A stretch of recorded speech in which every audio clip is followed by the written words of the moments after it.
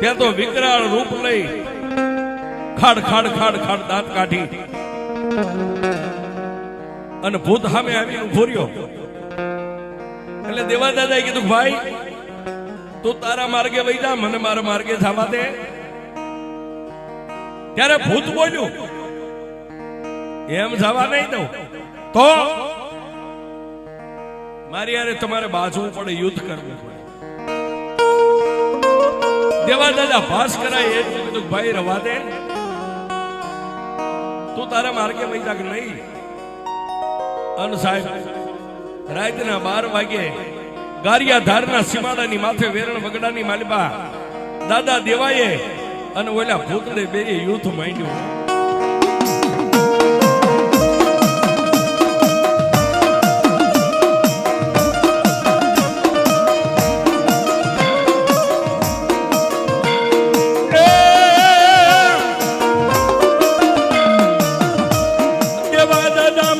વિચાર કરે મારી મુંજપરી મેલડીને યાદ કરે.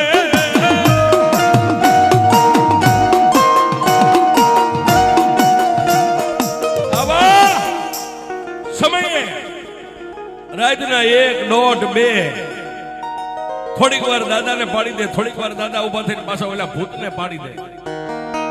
આમ કરતા કરતા 3 વાગ્યાનો સમય બન્યો અને આવડા ભૂતનો સોટલો દાદાના હાથમાં આવી ગયો. એટલે દાદાએ સોટલો કાપી લીધો.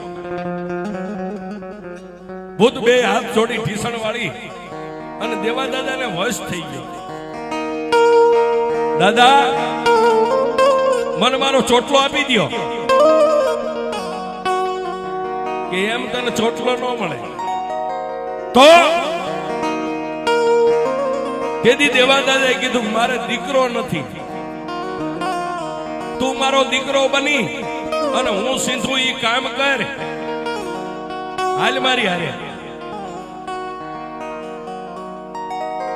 ત્યારે ભૂતે એટલું કીધું દાદા રવા દ્યો. નહીં, તું હમણાં મને કહેતો ને કે લેતા જાઓ, હાલ મારે તને લઈ જાવ.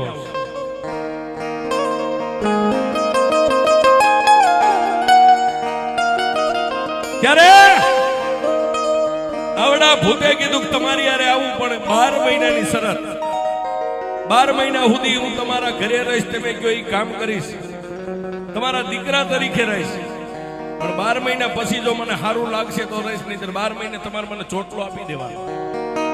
દેવા દાદા કોઈ વાંધો નહીં, તારી શરત મને મંજૂર છે. પણ છેલ્લે ભૂતે કીધું જો દાદા સાંભળો, મને કોઈ તમારા ઘરના સભ્ય જયારે ભૂત કહે છે ને તો પછી હું 12 મહિના નહીં રહું. મને કોઈ ભૂત કહે છે એટલે હું તરત નીકળી જાય કે વાંધો નહીં, નીકળી જાય. નાના બાળકનું રૂપ લઈ દાદા હાલી નીકળ્યા.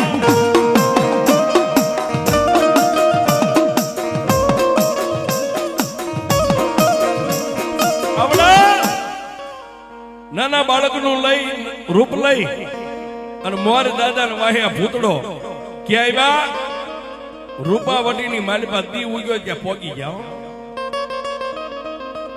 દાદાના ઘરેથી પોતાના ધર્મપત્ની જાગ્યા એને જોયું આ કોણ, કે આપણો દીકરો છે, હું એને કામ કરવા લાવ્યો છું, તું સીધી થોડી થોડીને કામ કરશે. બોલ્યા માદીનો દીકરો નતો એટલે માદીએ રાજી થઈ ગયા, કોઈ વાંધો નહીં. રાતનેથી ભૂતડો કામ કરે. દાદા ખાદી વણાટનું કામ કરતા હતા. ભૂતડાને કે પસેડીયું માંડી વણવા, પસેડીયું વળી નાખે, સોતારા વણી નાખતો, સોતારા વણી નાખે. થોડી થોડી દાદાનું કામ કરે. મહિનો, 2 મહિના, 3 મહિના, 4 મહિના. ભાસ્કરા પરિવારના જે બીજા ખોઈડા હતા બધાની હારે હળી મળીને રહે. કોઈને ખબર નથી કે આ કોણ છે. આડોશી પાડોશી અરે ગામના માણસો અરે સારું વ્રતમાન કરે, જે સીધે થોડી થોડીને કામ કરે. આમ કરતા કરતા 7, 8, 9, 10, 11 અને 12મો મહિનો બેહી ગયો છે. 12મો મહિનો બેહી ગયો. દેવા દાદા મનમાં વિચાર કરે 12 મહિના એને મને દીકરા ઘોડે કામ કરીને આપ્યું છે. લાવીને આઠમના મારી માતાના નિવેદ કરું, ધારે આને કઈક નિવેદ આપું એ રાજી થાય. દાદાએ કામ સીંધ્યું, હું આવું તો આટલી પસેડીઓ બની નાખજે, કોઈ વાંધો નહીં. દાદા પછી નવરાત્રીના દિવસો બે ગયા એટલે ઈના ઈ ગારિયાધારની માલિબા નિવેદ લેવા માટે ગયા.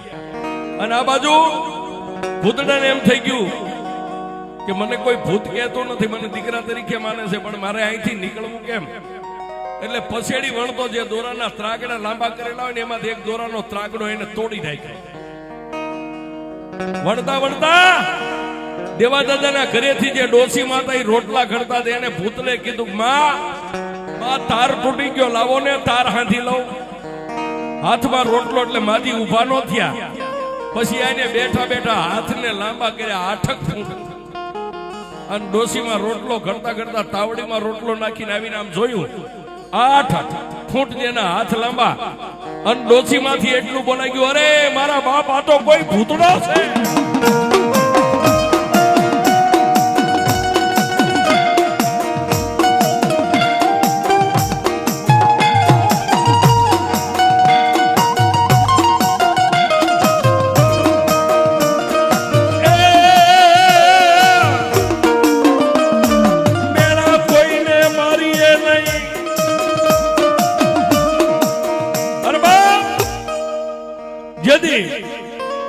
દેવાદાદાએ આનો ચોટલો કાપ્યો, દીદી એને કીધું હતું કે બને કોઈ તમારા ઘરના સભ્ય ભૂતડો કહે છે ને તેથી હું રહીશ નહીં. અને ઓલા માદીથી એટલું બોલાઈ ગયું, અરે મારા બાપા તો કોઈ ભૂતડો છે. વણતો વણતો બધું કામ ફળતું મેકી અને ડોસીમાં સામે જઈ દેવાદાદાના ધર્મપત્ની સામે જોઈ, બે હાથ જોડીને કીધું, માડી તમે મને અત્યાર સુધી દીકરા તરીકે રાખ્યો છે, મને બહુ ખવાયું, બહુ હાંસ્યું, પણ જેદી મારા દાદાએ મારો ચોટલો કાપી લીધો ને તેથી દાદાએ વજને બંધાણો તો 12 મહિના રહે, સારું લાગે તો પછી રહે.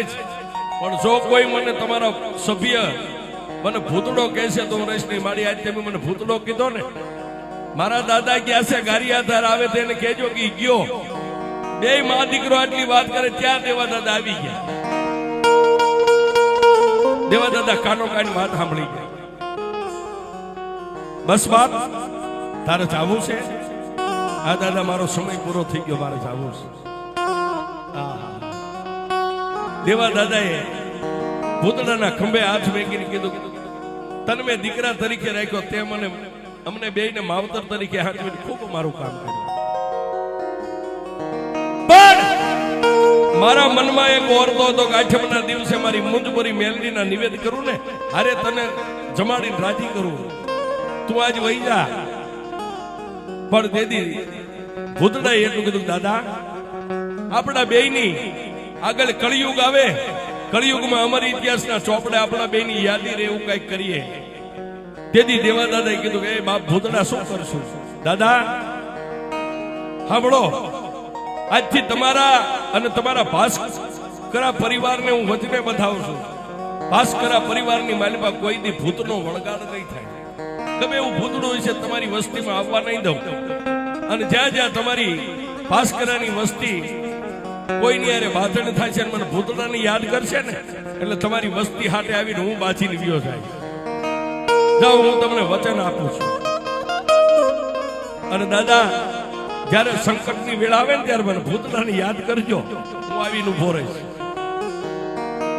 આહા સાહેબ, આટલું કહી અને દાદા જે એના ભાગના નિવેદ લાવ્યા તેને હાથમાં આપ્યા, નિવેદ ખોબામાં લઈને અદ્રશ્ય બની ગયો. પણ વાતની હવે મજા, વાત કરતા વાર લાગે